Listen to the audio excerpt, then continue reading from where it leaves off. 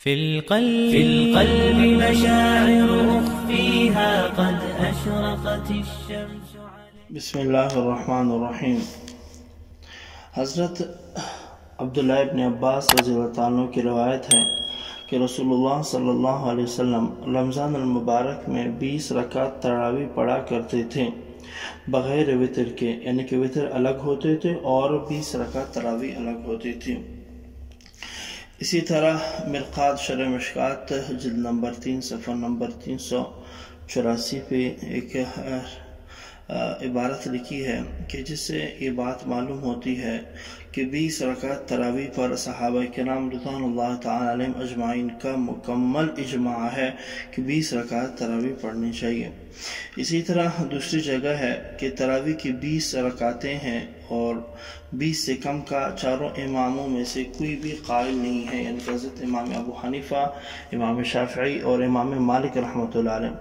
اس سے یہ بات بھی، اور آپ دیکھتے ہیں کہ مکہ مکرمہ سعودی عرب، یعنی کہ پورے جہاں کہیں بھی مسلمان ہیں وہ 20 رکعت تراویح پڑھتے ہیں، لیکن کچھ جگہوں پر 8 رکعت پڑھنے کا بھی معمول ہے۔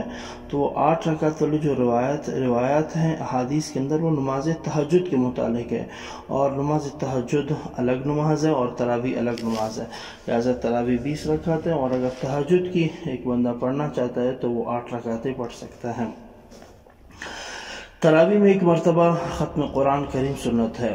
تراویح چونکہ سنت مؤکدہ ہے، اور سنت مؤکدہ کا حکم یہ ہے کہ بغیر عذر کے تراویح کو چھوڑنے والا گناہگار اور عاصی کہلاتا ہے، لہٰذا مکمل ختم قرآن میں ایک دفعہ اس کا شریک ہونا اور ساتھ میں تراویح پڑھنا، دونوں سنتوں پر عمل کرنا چاہیے۔ مسئلہ ہے کہ قرآن کریم کو ایک مرتبہ تراویح میں ختم کرنا یہ ایک سنت ہے۔ اب بعض جگہ کیا ہوتا ہے کہ لوگ سستی کی وجہ سے ختم قرآن کریم کو چھوڑ دیتے ہیں، اسے نہیں چھوڑنا چاہیے بلکہ سنت پر سختی کے ساتھ عمل کرنا چاہیے۔ اور یہ بات بھی ذہن میں ہو کہ تراویح مرد اور عورت سب کے لیے سنت مؤکدہ ہے، مگر عورتوں کے لیے جماعت سنت مؤکدہ نہیں ہے۔ عورتیں اپنے گھر میں پڑھ سکتی ہیں، لیکن ایک مرد جو ہے وہ جماعت کے ساتھ جا کے پڑھیں گے۔ سنت مؤکدہ ہے، دونوں کے لیے نہیں پڑھیں گے تو گناہگار ہوں گے۔ نابالغ کے پیچھے بالغوں کی اقتداء جیسے کہ فرض نماز میں جائز نہیں، اسی طرح نماز تراویح میں بھی جائز نہیں۔ بعض جگہ تراویح پڑھانے والا حافظ صاحب کافی چھوٹا ہوتا ہے، ابھی تک بالغ نہیں ہوا ہوتا ہے، ایسے حافظ صاحب کے پیچھے تراویح پڑھنا درست نہیں ہے۔ تراویح کی نماز ہر 2 رکعت پر الگ الگ نیت کرنا بہتر ہے۔ باقی تراویح کی 20 رکعتوں کے لیے شروع میں ایک نیت کر لینا بھی کافی ہے، لیکن یہ بہتر نہیں، یعنی کہ طریقہ نیت یہ ہے کہ اگر امام کے پیچھے تراویح پڑھ رہا ہے تو نیت اس طرح کرے کہ میں 2 رکعت تراویح کے نماز امام کے پیچھے اقتداء کر کے پڑھ رہا ہوں، اللہ اکبر۔ اور اگر تنہا نماز پڑھ رہا ہے تو اس صورت میں اس طرح نیت کرے کہ 2 رکعت تراویح کی نماز پڑھنے کی نیت کرتا ہوں، اللہ اکبر۔ اس کے بعد ہاتھ باندھ لے، مرد ہے تو ناف کے نیچے، اگر عورت ہے تو سینے پہ ہاتھ باندھ لے۔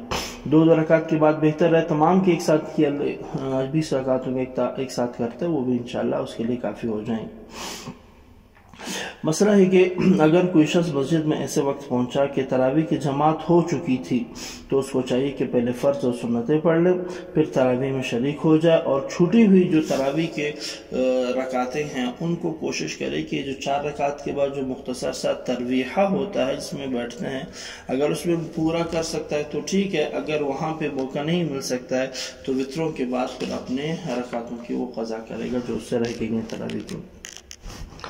عورتوں کی جماعت اس طرح کہ عورت ہی امام ہو، یہ تو بالکل مکروہ ہے، خواہ تراویح کی جماعت ہو غیر تراویح کی، سب میں عورتوں کا امام ہونا عورتوں کے لیے مکروہ ہے۔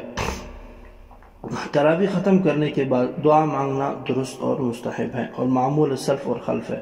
وتر کے بعد دعا ضروری نہیں ہے، ختم قرآن کے بعد دعا کافی ہے۔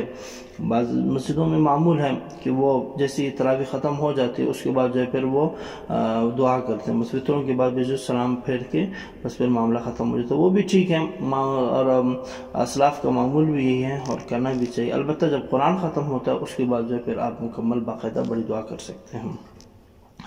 تراویح میں ختم قرآن کریم کا مصنون طریقہ یہ ہے کہ 19ویں رکعت میں سورۃ الناس حافظ صاحب پڑھ لیں اور پھر 20ویں رکعت میں سورۃ البقرہ سے تھوڑا سا اور کچھ حصہ پڑھ لیں.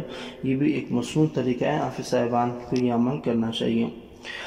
اگر تراویح کسی وجہ سے فوت ہو جائے تو اس کی قضا نہیں ہے، نہ جماعت کے ساتھ نہ بغیر جماعت کے. اگر کسی نے قضا پڑھ لی تو تراویح نہ ہوگی بلکہ نفلیں ہوں گی. بعض دفعہ ایسا ہوتا ہے کہ کوئی ایسا معاملہ ہوتا ہے کہ تراویح کی رکعتیں فاسد ہو جاتی ہیں، خراب ہو جاتی ہیں.